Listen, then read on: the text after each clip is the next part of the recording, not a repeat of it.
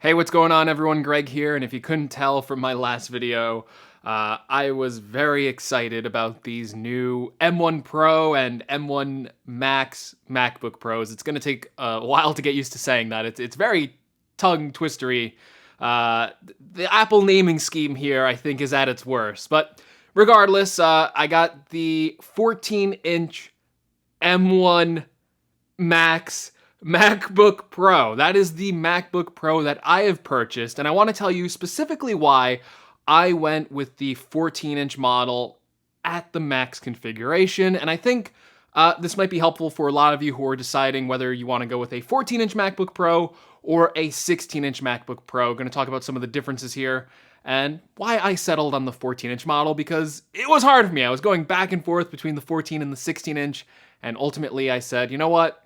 I think the 14-inch is the right choice for me. So the MacBook Pro configuration that I ordered, just to list off all the specs and then I'll talk about it, I got the 14-inch MacBook Pro with 4 terabytes of storage. The SSDs are supposed to be super fast on that, so I wanted a lot of storage because I'm a video editor and I want to actually just edit a lot of this video on the MacBook Pro's drive rather than having to resort to external drive. So I thought 4 terabytes was a good amount of storage. Then I got 64 gigabytes of RAM, and then I got the Max processor. So I got the 32-core GPU option. But before we go into the weeds on 14 versus 16 inch, I just want to talk about these MacBook Pros in general and why I'm actually choosing to buy any of them rather than skipping out on them. So if you followed the channel for a while, you know that I obviously use Apple products. You know that all of the work that I do on this channel, editing videos for this channel, running my podcast, any of the major work that I do to run YouTube channel, which is my full-time job, I primarily do that on a Mac. As you can see behind me, very prominently in the background, there is that beautiful blue M1 iMac, and I basically switched full-time to the M1 systems the moment I got my hands on them. So the first laptop that I switched over to was the M1 MacBook Pro. I think I have it right here, actually. Didn't even plan this, but this is the M1 MacBook Pro. When I first got this machine all the way back in November of 2020, I was so impressed with this laptop. The amount of performance I was getting on a $1,300 entry level, by the way, these are still considered entry level, M1 MacBook Pro was, for what I do, beating out my old 16-inch MacBook Pro, the old 2019 16-inch MacBook Pro with an 8-core processor, a dedicated graphics card. This M1 MacBook Pro was faster than that 16-inch laptop, and it was very hard to believe at the time. In fact, this M1 MacBook Pro, and even to a lesser extent, my M1 MacBook Air, ran circles in video export times compared to my 2019 5K Retina iMac. A desktop class computer was being beaten by these very portable 13-inch M1 MacBooks. So this M1 MacBook Pro served me really well. You might also know that I love the M1 so much that when I saw the M1 iMac that was behind me, I switched over to that full-time. Then going from this M1 MacBook Pro to the M1 iMac. I've always been an iMac kind of guy, and when I saw the redesign of the 24-inch iMac, I just knew I had to have it. I love the design of it. Ever since the M1 iMac came out, I've been using this configuration with 16 gigabytes of RAM, and I have been very, very happy with its performance. Like, this thing, again, was beating out any of my old Intel machines in what I do for video editing and exporting day-to-day tasks. The M1 was faster. So, let's put this back over here. I don't want to hold that for the whole video. So, why am I buying a M1 Max MacBook Pro? Because, to be honest with you, these machines have served me very well. If I had to use these machines for a whole year, a whole other year, I think I could do that. And maybe another year after that. Like, there's not too much wrong with these machines. But I have had some hangups on them. Most notably is in the memory department. So as you probably know, M1 Max are limited to just 16 gigabytes of unified memory. Now, these Macs run extremely well for just 16 gigabytes of memory, but I have found as I've done longer video projects, again, I just released a video about the new Macs that was, about 30 minutes of 4K footage, edited down to 20 minutes of footage. And on longer video projects like that, even with just some light color correction and some audio processing, then I would start to notice some hangups. I've often said in my reviews that the M1 machines are great for editing 4K video as long as you're not editing huge project files. So I found that, below 30 minutes of 4K footage was really the sweet spot for the M1 computers, which is usually what I do for a YouTube video. So there was basically no hangups for me. But as I've started to make longer form content, and again, my content is very simple. I don't even use a bunch of complex motion graphics and stuff like that. As I get into longer content and as I start to explore some of those higher end graphics and the new Final Cut's going to have a tracking feature, which will take, that was so awesome. I can't wait for that. That can take advantage of some of these more processive intensive tasks, especially in the graphics department.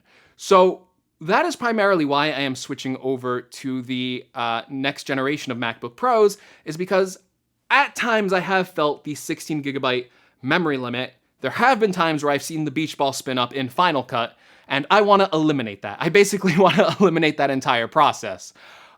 So memory is a big thing. And at first I was going to go with just the 32 gigabyte memory configuration. I felt like that would have served me fine. But I also went into this planning to use this 14-inch MacBook Pro that I'm going to purchase maybe as my main computer for longer than just a year. So I actually went for the 64 gigabyte configuration just to future-proof it, just in case that 32 gigabytes wasn't enough. But I do tend to think that 32 gigabytes will be enough, but after spending all this money anyway, why not spend another $400 on it? So memory was my biggest hangup. But another thing I've often said about the M1 machines was that even though the CPU performance was really good, the GPU performance wasn't. So it's not saying that the GPU performance is bad on the M1s. For what they are, for entry-level computers and integrated graphics cards, the performance is fine. It was better than what Intel was offering with similar graphic specifications.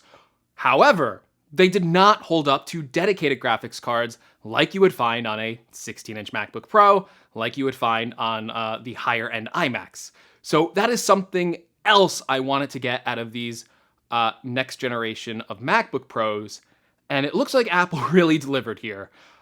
Because even on just like the base models of the 14-inch, you're getting like what, a 14-core GPU, which is almost double that of the M1, and then the real GPU you want to look at is probably a 16-core, where Apple is showing that this 16-core GPU is actually more powerful than some of the dedicated graphics cards on the market. I think when they compared it in their charts, they were saying it's going to be about the same power as a 3050, and then the 32-core GPU is supposedly going to be around the same power as a NVIDIA 3080, which is this really nice dedicated graphics card. I don't know if they said it would be more powerful or less powerful, but around the same power while consuming 40% less energy. So Apple, for their first attempt at making a pro graphics card, if they deliver, and that is a big if they deliver on what they're saying they can compete with NVIDIA, one of the best graphics card makers, the best graphics card maker out there, let's be honest.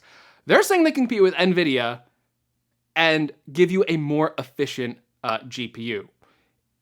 If that lives up to be true, that is huge. So that is why I really wanted these MacBook Pros, mainly not for CPU power, which these should have increased CPU power, but for increased memory and increased GPU power.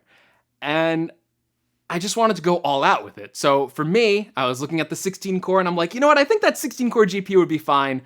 But as we get into this 14 versus 16 inch debate, the reason I went with the Max configuration, as in the M1 Max, and put it on the 32 core GPU option is because I really liked that the 14-inch model could be just as powerful as the 16-inch model. And this doesn't happen normally with Apple laptops or any other laptop for that matter, I guess, because normally in the days when Apple was on the Intel platform, when you would go to the specs page for the 13-inch MacBook Pro, you would have lesser processor options, lesser memory configurations, and most importantly, lesser GPU options. The 13-inch MacBook Pro never had a dedicated GPU. It used an integrated GPU, and the 16-inch was the option you had to pick to get a dedicated GPU. And now with this M1 Max chip, it's available in the 14 and 16-inch at the same exact configurations, so you can get 64 gigabytes of memory on the smaller MacBook Pro, and you can get that 32-core GPU on the smaller 14-inch MacBook Pro. And that is primarily, at the end of the day, why I went for the 14, because I was very tempted by the 16. I like a nice big display, but there are times when the 16-inch doesn't feel that portable, and I really just wanted to have this portable powerhouse of a computer. So the more I thought about it, the more I was spending time configuring these computers before deciding which one I was ultimately going to pick as my main computer, the more I realized that I really wanted that 14-inch model, because this is the first time ever that I can get all the power I always wanted with a 16-inch MacBook Pro and not have to have the trade-offs of that. I don't have to sacrifice having less power to get portability. I don't have to make that trade-off anymore. I can get the same amount of power and get the portability I want. And I also think the 14.2-inch display, even though it's not as big as the 16-inch display, it is a nice display increase from what we got with the 13.3-inch MacBook Pros, to the point that I think it'll be a nice middle ground between what I am used to on those displays. Now, I think I covered why I went with the amount of memory I did, 64 gigabytes for future-proofing. I think 32 gigabytes would have been fine. I went for the max graphics because I could, right? Like, I was happy, like, I can get the max graphics on the 14-inch model. That's really good. And the reason I went for the display size was ultimately for portability. And also, again, I think it'll be a good display size at 14 inches. I also want to just mention in general, I really like the specs on these MacBook Pros, 14 or 16-inch. So I like that they added more ports back to it. So you get MagSafe for charging, SD card slot. I use the SD card slot all the time. Right now in this MacBook Pro, look at this. Look at this. I got a dongle. In the iMac. It's a desktop computer. I got a little dongle in it to put an SD card. That shouldn't be a thing. That shouldn't be a thing in a desktop computer. So for the MacBook Pro, I won't have to do that anymore. When I'm done editing, or when I'm done recording this, I can take out the SD card, put it into the MacBook Pro, get right to editing, get right to importing and editing. It's gonna be great.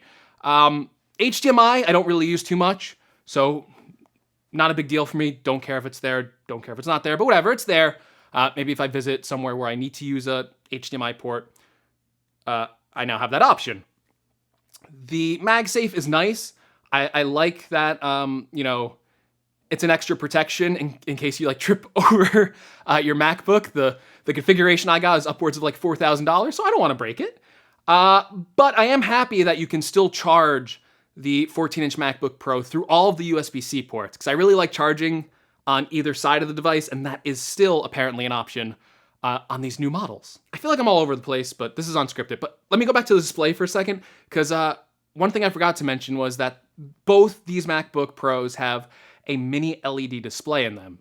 And that is something I was really looking forward to. I love that display on the 12.9-inch iPad Pro. I think it's such an improvement over what the old LCD displays offered, especially in contrast, where blacks look black, especially when you're watching HDR video.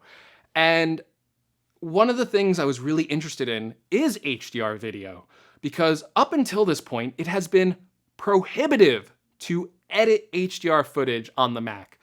You would have needed to buy a really expensive external display, something like the Apple Pro Display XDR, $5,000 for a display without a stand. The fact that these MacBook Pros have a display quality that's high enough, 1600 nits of peak brightness, to natively edit HDR footage in an app like Final Cut Pro, I think could be game-changing for the entire industry. I think over the next couple of years, I'm not saying this year or next year, I think it's going to take a while to get this up and running because you're going to have to get people used to this stuff. I think we're going to see a huge increase in HDR content from smaller creators. And I think that's going to be so interesting to see that production quality get even higher in places where you don't expect it. So I expect to see a lot more HDR videos over on YouTube as HDR displays get cheaper. And now that people actually have a display that they can work on with HDR footage. And the ProMotion, right? 120 hertz. I'm interested to see how that looks on a MacBook Pro. I've always said I like ProMotion more on the iPad Pro. I notice faster refresh rates easier on a bigger display. So I'm interested to see how this speeds it up. But most importantly, I like the efficiency of the ProMotion display. So the fact that, I usually watch a lot of video on my MacBook, no surprise. The fact that I can get longer battery life as I watch video because the display can ramp down to 24 or 30 hertz, depending on the video frame rate, means that I should get longer battery life out of this MacBook Pro. And that was one thing I was concerned about with the 14-inch model, the fact that it does get less battery life than the 16-inch model. That was my one area where the 16-inch was really pulling me over, was battery life. So, my M1 MacBook Pro was so good at battery life. The Air 2 got 18 hours of battery life. Apple's saying this 14-inch Pro will get 17 hours, which is 1 hour less than the Air on watching video, and then 11 hours of wireless web. I think that will be enough. I'm hoping that's enough for me because, I can't really deplete the Air's battery or the M1 MacBook Pro's battery. So if it's only 1 hour officially less than the Air, I think I'll be fine. But I gotta be honest, I was looking at the 16-inch, I was looking at that bigger battery, and that was the one area where I was like, should I have gotten the 16-inch MacBook Pro? Extra battery is always nice, but I think I'll be fine with the 14-inch model, but hey, we'll see. And I'm sorry if this video is jumbled. I didn't want to put a script. I didn't even take notes on this. I really just want to speak from the heart about why I ordered this 14-inch model, so forgive me if you got to the end and you thought it was a little out of sync. But that's why I ordered the 14-inch MacBook Pro. That's why I ordered it in the max configuration, basically, except for the hard drive. It's 4 terabytes instead of 8 terabytes. And the way I can sum this up is, this is the MacBook Pro I've been waiting for. I really like the design of it. The notch doesn't bother me. I'd rather have the notch there than a big bezel that's useless. I'd rather have it there. If I full screen an app, the notch will disappear in software. It's not a big deal, but when I'm in desktop mode, why not give me as much screen as possible? Just give me the cutout for the camera. That's fine. I really like the design with that. Like having the more ports back. Like that this laptop feels like a pro machine. It feels separate from the entry-level MacBooks.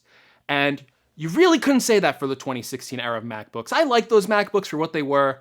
They were very thin and light, which was cool to have in a pro product. But you know what? They were just so close to consumer-level Macs that it just felt like the soul was missing from the pro-level products. And in these past, 2 years, I feel like Apple has just seen a complete shift, a complete recommitment to the Mac. And Apple Silicon has been amazing on the entry level.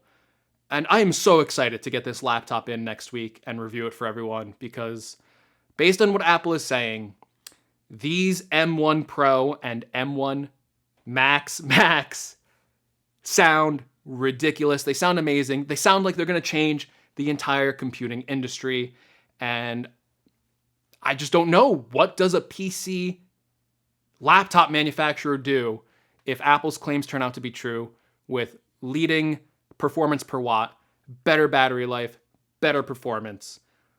Windows laptops are really going to need to step up their game. They're going to need to get on the ARM architecture. And they're going to have to find a company that can actually make these chips just as performant as Apple's, because it doesn't seem like Qualcomm's doing it.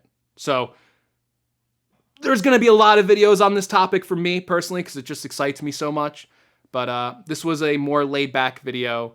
Again, no script. So hope you enjoyed it. Hope you enjoyed the reasons why I ordered a 14-inch MacBook Pro. And hey, let me know if you ordered a new MacBook Pro in the comments below. Let me know what size you ordered, what configuration, and why you did. Love hearing why other people ordered things too. I want to kind of see, hey, what's everyone ordering? What do people think is the best option? So if you like the video, give me a like.